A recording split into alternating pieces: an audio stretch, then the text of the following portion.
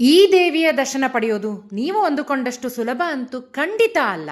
ಹಿಂದಿನ ವಿಡಿಯೋದಲ್ಲಿ ನಾವು ತುಳಜಾ ಭವಾನಿ ದೇವಿಯ ಇತಿಹಾಸ ಮತ್ತು ಮಹಿಮೆಯನ್ನು ತಿಳಿದುಕೊಂಡೆವು. ಈ ಶಕ್ತಿ ದೇವಿಯ ದರ್ಶನ ಪಡೆಯೋದು ಹೇಗೆ, ಇಲ್ಲಿನ ಪ್ರೊಸೀಜರ್ ಏನು, ಬನ್ನಿ ವಿವರಗಳನ್ನ ನೋಡೋಣ. ಇಲ್ಲಿ ಕೆಲ ಸ್ಪೆಷಲ್ ದರ್ಶನಗಳಿವೆ. ಉದಾಹರಣೆಗೆ ಅಭಿಷೇಕ ದರ್ಶನ, ಆರತಿ ದರ್ಶನ, ನೈವೇದ್ಯ ದರ್ಶನ. ಇಂತಹ ಸೇವೆಗಳನ್ನು ಪಡೆಯಲು ನೀವು ಕನಿಷ್ಠ 7 ದಿನಗಳ ಮುಂಚಿತವಾಗಿ ಆಧಾರ್ ವಿವರಗಳನ್ನ ನೀಡಿ ಆನ್ಲೈನ್ ಬುಕಿಂಗ್ ಮಾಡಿಕೊಳ್ಳಬೇಕು. ಇನ್ನು ಕೇವಲ ದರ್ಶನ ಪಡೆಯಲು ನೀವು ನೇರವಾಗಿ ದೇವಸ್ಥಾನಕ್ಕೆ ಬರಬಹುದು. ಸರತಿ ಸಾಲಿನಲ್ಲಿ ಬಂದು ತಾಯಿಯ ದರ್ಶನ ಪಡೆಯಲು ಸಾಮಾನ್ಯವಾಗಿ ಬೆಳಗ್ಗೆ 5 ಗಂಟೆಯಿಂದ ರಾತ್ರಿ 10 ಗಂಟೆಯವರೆಗೆ ಟೈಮಿಂಗ್ಸ್ ಇರುತ್ತದೆ. ಇಲ್ಲಿನ ಒಂದು ಪ್ರಮುಖ ಆಚರಣೆ ಎಂದರೆ ಗೊಂದಲ ಪೂಜೆ. ನಿಮಗೆ ಹರಕೆಗಳು ನೆರವೇರಿದ್ದಲ್ಲಿ ಅಥವಾ ಇಷ್ಟಾರ್ಥಗಳು ಪೂರ್ತಿಯಾದರೆ ನೀವು ಈ ಗೊಂದಲ ಪೂಜೆಯನ್ನು ಮಾಡಿಸಬಹುದು. ಇಲ್ಲಿನ ಒಂದು ಮಿರಾಕಲ್ ಬಗ್ಗೆ ಹೇಳಲೇಬೇಕು. ನಿಮಗೆ ಜೀವನದಲ್ಲಿ ಯಾವುದೇ ಸಮಸ್ಯೆ ಇದ್ದರೂ, ಅದು ಕೆಲಸ, ಮದುವೆ ಅಥವಾ ಸಂತಾನದ ಸಮಸ್ಯೆ ಇರಬಹುದು, ದೇವಸ್ಥಾನದ ಹಿಂಭಾಗದಲ್ಲಿ ಒಂದು ದುಂಡಗಿನ ಕಲ್ಲು ಇದೆ. ಇದಕ್ಕೆ ಚಿಂತಾಮಣಿ ಕಲ್ಲು ಎಂದು ಹೇಳುತ್ತಾರೆ. ಇಷ್ಟಾರ್ಥಗಳನ್ನು ಹೇಳಿ ಪ್ರಾರ್ಥಿಸಿ ಆ ಕಲ್ಲ ಮೇಲೆ ಕೈ ಇಟ್ಟರೆ ಸ್ಪಷ್ಟ ಉತ್ತರ ಕೊಡುತ್ತದೆ. ಕೈ ಇಟ್ಟ ಕಲ್ಲು ಬಲಭಾಗಕ್ಕೆ ತಿರುಗಿದರೆ ಹಿಡಿದ